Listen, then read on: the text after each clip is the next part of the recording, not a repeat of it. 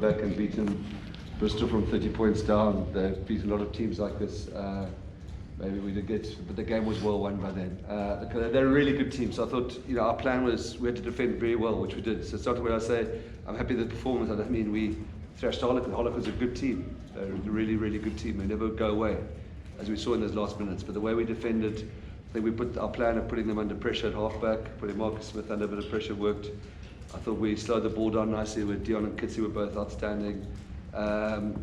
Maybe made a couple of mistakes in the first, back 5 minutes of the first half. We gave away some penalties and lost a set piece or two, and maybe got a bit loose in the sort of middle 10 minutes of the second half. But otherwise, listen, 32-7 on 76 minutes or whatever, 74 minutes is pretty special in a Heineken Cup our first Heineken knockout game against a team of their quality. So, very happy. Steve, that period just before half time, you kept them out there for 4 or 5 minutes. I mean, that felt like a game changer right there. Do you think so? What do you say to the guys? Yeah, reading through my ears. It's not going much through my mind, but no, it's especially like you can see, especially like how much these guys care for each other on the field to actually put up a defensive performance like that. It's easier to just let it slip and almost go into half time, but then you're on the back foot when it comes to the second half. So I'm extremely proud of how the boys actually stood up and kept them out and backed our defensive structures in those moments, and eventually the knock-on came. So yeah, it's just a lot of credit to the team and to Dobson and Norman and how they psych the guys up, building into a weekend. The boldness of some of the decision making. I mean, I just look at that first minute. I mean, Marnie, they might fly, they just kick the ball away. Marnie, that's a cross kick, and then also, I mean, the penalty, one penalty that he got again. You got there because Marnie just does such brave things. Yeah, I mean, when we said about before this game this morning and talked to the week, we are where we are, and how we play is actually perfect for this game, which was a massive defence and character and work rate on defence. But we can't say to Marnie, listen, you're playing in a Heineken Cup knockout game now, you've got to play the territory. We have to do exactly who we are. And I thought that first try was, when Deon scored, I think that's exactly the sort of rugby we want to play. It's underpinned by a massive work rate defence, a good set piece. But we are going to be a brave team, and yeah, so that's how we wanted to play this game. Is it fair to say that those small battles in the game, Marnie going up against Marcus, Dan against Ante, is it fair to say that you guys won those small ones that contributed to the win? Yeah, look, I thought we didn't let Marcus Smith to get on the front foot too much. I thought Danny Kerr was excellent. Andre got some runs in towards the end. Yeah, look, we won the game, so we probably won the key things that we focused on. But I must say that I want to give a lot of credit to Harlequins for the style of rugby they play. They don't go away, and they're looking to move the ball. Yeah, it's a really, really impressive outfit and style of rugby. So I enjoyed playing against them. It's a treat. And then what's it now? 19 or 20 on the trot? 20, I should have at some stage it's 21. Yeah, that's what I thought. Every week's 20. We don't count. So you stopped counting now? No, we don't count. Can you just talk about that try from Willemse, the finish for it? Is that pretty spectacular? Yeah. Yeah, it's amazing. I told him after he scored it, when we at the middle, I said, you're going to be in my Instagram news feed the whole week. So after that try, but yeah, it's special, and he's a special player, and everything is so clinical during the week with his analysis and stuff. And yeah, he's a quality player, and yeah, we're very fortunate to have him in our squad. Do you take anything, Dobson, do you take anything out of the last 10 minutes? Would you say that it is a concern for you guys? No. They're great. I get a little bit frustrated with people saying that Stormers in the second half. We're playing against high quality teams. I mean, 32-7 at 76 minutes or whatever it was is brilliant. The Harlequins don't go away and got the pride they have. I think is massive credit to them. It was that really well try from Dom Brandt, fair reflection on the game that. Then they get the chip over, which is thing, and then that sort of, I thought we defended really well after the hooter. Because we were tired, and we had, Dan was down, Ruan was down, we had no more subs left. and then it was a ricochet. And Harlequins deserved something out of that game. I think credit to them for their pride, because you could see the tempo. They were chasing that game even though it was lost, and that's. Yeah, because our first time here, so I can't talk as an expert, but this is Heineken Cup rugby of two great European, well, one great European side in action against the Sapper, and that's what this tournament to me is about. A real shootout with pride, brilliant. You can see both teams were pinned in the first half with short-term penalties. Was it something that you guys addressed at half-time?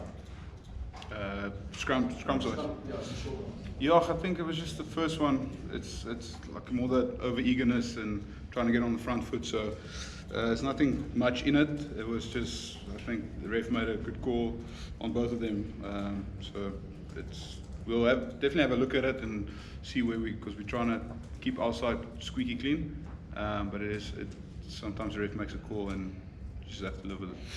No, but that first try, I mean, you've obviously scored a lot of good tries when you played some crash rugby, but for me, that 30 seconds or 45 seconds was almost perfection. Yeah. From gathering the kick, Yeah. the crossfield kick, which was perfect. The play, the pass from Marley, the pass from, like, is that like your picture of what, if we could, every time it would look like that? I agree. It was absolutely agree with you, Craig. I'd just be talking to waste up your data. No, I agree. Full stop. Yeah, I think we're this great defensive team, and with those that's how we want to play. We'll defend, turn over, and then if we get a chance to attack it, that's the perfect picture. Yeah. I mean, Branders was the guy, but he had three other guys. He could have probably should have faster ones, He just had footsteps. Yeah. No, it was brilliant. John, can I ask? You're obviously a team still in administration. You won the URC last season. You know the Heineken Champions Cup quarter-final. But you must be pretty proud of what you guys are ticking off. These big things. Yeah, I think we are. We're very. Yeah, URC last year was unknown territory for us, and I think we were against the odds. And where we started off quoted it for 88-1, and we win it. I was so desperate to prove that we were a proper force in world sort of club rugby, and I think 21 games home beaten. We got our shield pretty comfortably. Now in the quarterfinals of the Heineken Cup, I think, and we're lying second in the URC. And we're in the conditions that we have. Look, I mean, administration has brought some stability, but it's also it's got what's the fiscal challenges. So we're thrilled to be here. We're thrilled, and it was quite a big thing for us. I think we talked in the week, Steve, we talked in the week that it was quite important for us to get to this next round of the Heineken Cup. I think it's quite a big difference between last 16 and quarterfinals, for our morale and improving this project, so that was important. And also, like the Sharks won earlier, see what happens to Bulls later tomorrow. But the South African teams coming into the tournament, do you feel like it's adding fresh energy? I mean, you've studied the history of the competition a lot in the past. Yeah, look, I can understand why some people raised concerns about it, but I think the occasion like today, let's say for example, I'm not sure Montpellier beat Exeter will even be a big occasion here next week. It'd be massive, and I think it's great for the competition. I think the contest between our style of rugby and the European style, with both guys who contest so fiercely, both sort of approaches to rugby. So I think it's going to be brilliant for the this is going to be a great destination. I can imagine Boeings of guys wanting to come and spend a week in Cape Town, and for us it's brilliant. And it's brilliant to go. No, we're thrilled, grateful to be here. Steve, can I ask, do you think it will help the box as well? I mean, you're doing less travelling to New Zealand, it was a bit tough, wasn't it? And then by the time you get into that international day, you've been testing yourself against all of these top clubs across the season. How much do you think it will help when South Africa come back together?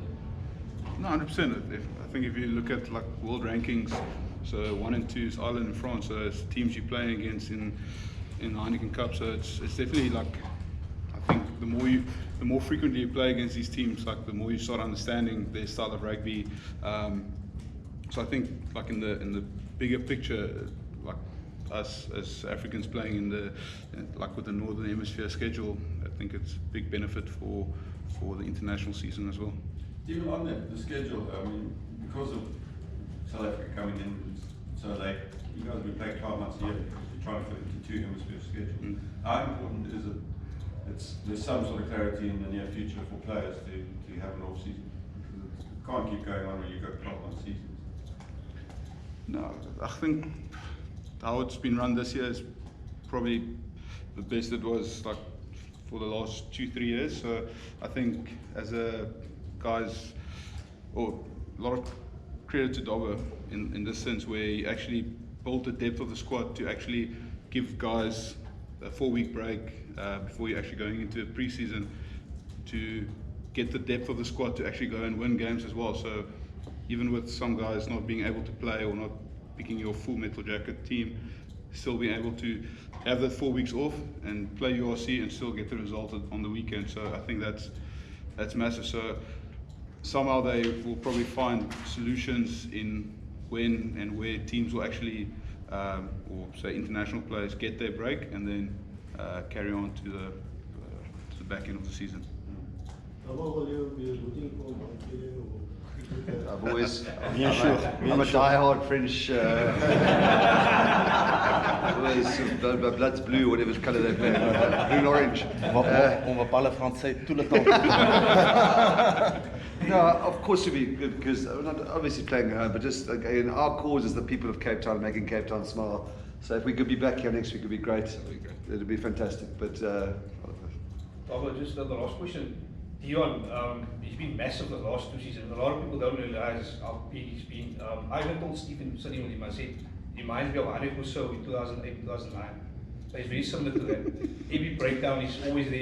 He's become a master of breakdown. Dan ask me tomorrow morning. So the question I was is, what does he actually mean to this team? We've asked him the question, what has he done to come back? What has he done different? He's given us an answer, but from your side of coaching, what is Deon brings to the side? It's something different. his leadership